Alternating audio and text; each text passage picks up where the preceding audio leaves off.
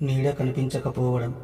మరణం దరిచేరిన వ్యక్తికి నీరు, నూనె, అద్దం లేదా నేల మీద తన సొంత నీడ కనిపించదు. ఒకవేళ కనిపించినా అది వికృతంగా లేదా తల లేకుండా కనిపిస్తుందని చెప్పబడింది. జ్యోతి దర్శనం. ఆకాశంలోని సూర్యచంద్రులను చూసినప్పుడు వారు చీలిపోయినట్టుగా లేదా వారి చుట్టూ నల్లని వలయం ఉన్నట్టుగా కనిపిస్తారు. నక్షత్రాలు కూడా సరిగ్గా కనిపించవు.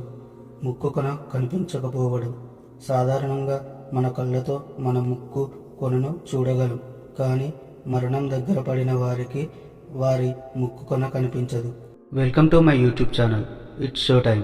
ఇప్పటి వరకు ఎవరైనా మన ఛానల్ని సబ్స్క్రైబ్ చేయకపోతే ఇప్పుడే సబ్స్క్రైబ్ చేసుకోండి, ఎందుకంటే ఇలాంటి కొత్త విషయాలు తెలుసుకోవడానికి. అలాగే ఈ వీడియో చూసేటప్పుడు కానీ మధ్యలో అయినా మీకు మన కంటెంట్ నచ్చితే ఒక లైక్ వేసుకోండి, అలాగే షేర్ చేయండి. మీలాగే ఈ విషయాన్ని వేరే వాళ్ళు కూడా తెలుసుకుంటారు. వీలైతే ఒక కమెంట్ కూడా ఇచ్చేయండి. మీ కమెంట్స్తో ఇంకా ఏమైనా టాపిక్స్ గురించి చెప్పడానికి నాకు మంచి ప్రోత్సాహం ఇచ్చిన వాళ్ళు అవుతారు. ఓకేనా? ఇక టాపిక్లోకి వెళ్తే, ఇంద్రియాల పనితీరు తగ్గడం. శ్రవణ శక్తి. రెండు చెవులను వేళ్లతో మూసుకున్నప్పుడు మనకు లోపల ఒక రకమైన శబ్దం వినిపిస్తుంది. మరణించే ముందు ఆ శబ్దం వినిపించడం ఆగిపోతుంది. రుచి మరియు వాసన. నోటి రుచి మారిపోతుంది.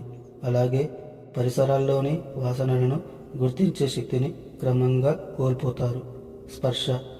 శరీరాన్ని గిల్లితే లేదా తాకితే ఆ స్పర్శ తెలియని స్థితికి చేరుకుంటారు. శారీరక మార్పులు. శ్వాసలో మార్పు. మనిషి మరణానికి కొద్దిసేపటి ముందు వారి శ్వాస అస్తవ్యస్తంగా మారుతుంది. శ్వాస వేగంగా ఆడటం లేదా ఒక్కసారిగా నిలిచిపోవడం జరుగుతుంది. రంగు మార్పు. ముఖం మరియు గోళ్ళ రంగు పాలిపోవడం లేదా పసుపు రంగులోకి మారడం జరుగుతుంది. శరీరం క్రమంగా చల్లబడుతుంది. నాలుక బిగుసుకుపోవడం.